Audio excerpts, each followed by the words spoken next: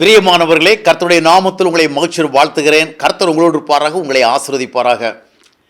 தமிழகத்தினுடைய தென் மாவட்டங்களில் பல திருச்சபைகளில் இந்த அசன பெருவிழா அப்படின்னு ஒரு பெருவிழா நடக்கும். அசனம்னு சொன்னால் நிறைய பேருக்கு அவங்க அன்னைக்கு சாப்பாடு போடுவாங்க, ஊர் மக்களுக்கெல்லாம் போடுவாங்க, அவங்களும் சாப்பிடுவாங்க.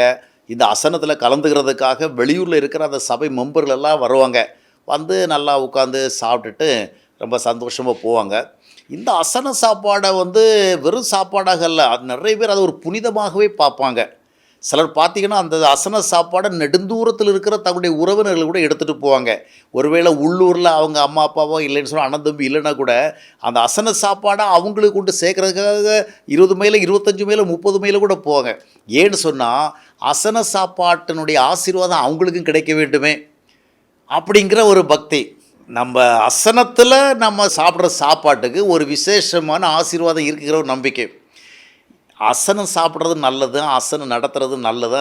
நம்ம எல்லாம் ஒன்றா உட்காந்து எல்லா மக்களோடு சேர்ந்து சாப்பிட்டு கொண்டு இந்த மாதிரி செய்கிற நல்ல ஒரு பாரம்பரியம், தப்பெல்லாம் கிடையாது. ஆனால் இவைகளுக்கு பின்னால் ஒரு பெரிய ஆசீர்வாதம் இருக்குது.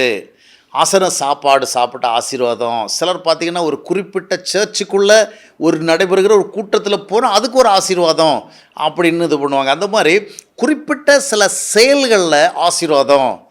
நான் என்னுடைய ஊழியத்தை துவக்க காலத்தில் எங்கள் ஊர் பக்கத்தில் ஒரு சர்ச் இருக்குது. அந்த சர்ச்சில் ஆலய பிரதிஷ்டை விழா.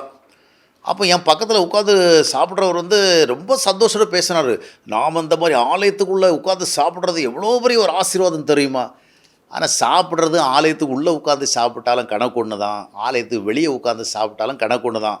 ஆசீர்வாதங்கிறது நாம் எப்படிப்பட்ட இருதயத்தோடு சாப்பிட்றோம் அதுதான்.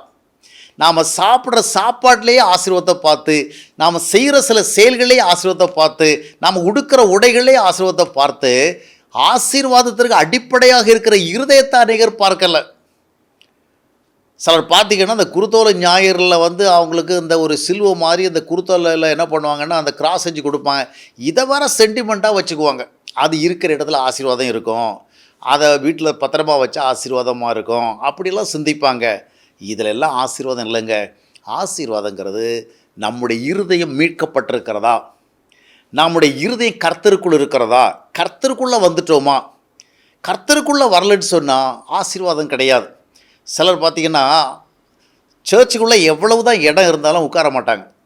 அவங்க என்னன்னு சொன்னால் நாங்கள் ஆசீர்வாதமாக வெளியே உட்காருவாங்க. ஏன்னா அப்படி ஒரு பாரம்பரியம். தரையில் உட்கார்ந்து அந்த சபையில் நடக்கிற நிகழ்ச்சிகள் எல்லாம் பார்த்தா அதனால் ஒரு விசேஷமான ஆசீர்வாதம் நினைக்கிறது.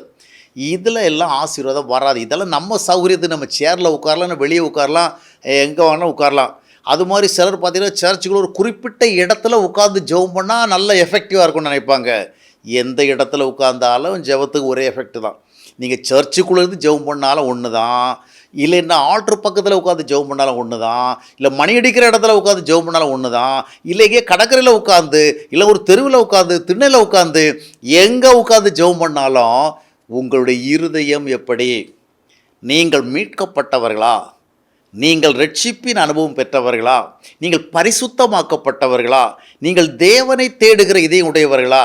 நீங்கள் தேவனுடைய பிள்ளை என்கிற ஒரு சாட்சியோடு வாழ்களா? இதுதாங்க ஆசீர்வாதம். உறவுடன் வாழணும், ஐக்கியத்துடன் வாழணும், தேவனுடைய வார்த்தைக்கு சேர்ந்து வாழணும். அதில் தான் ஆசீர்வாதத்தை பார்க்கணுமே அன்றி வேறு சில காரியங்களில் நம்ம ஆசீர்வாதத்தை பார்க்க ஆரம்பித்தோன்னா மற்ற மதங்களுக்கும் நமக்கும் பெரிய வித்தியாசம் இல்லாமல் போயிடும். எனவே வேதத்தின் அடிப்படையிலான பக்தி எதுவோ அதற்கு முக்கியத்துவம் கொடுப்போம். அப்பொழுது ஆசீர்வாதங்கள் நம்முடைய வாழ்க்கையில் நிறைவாக வரும்.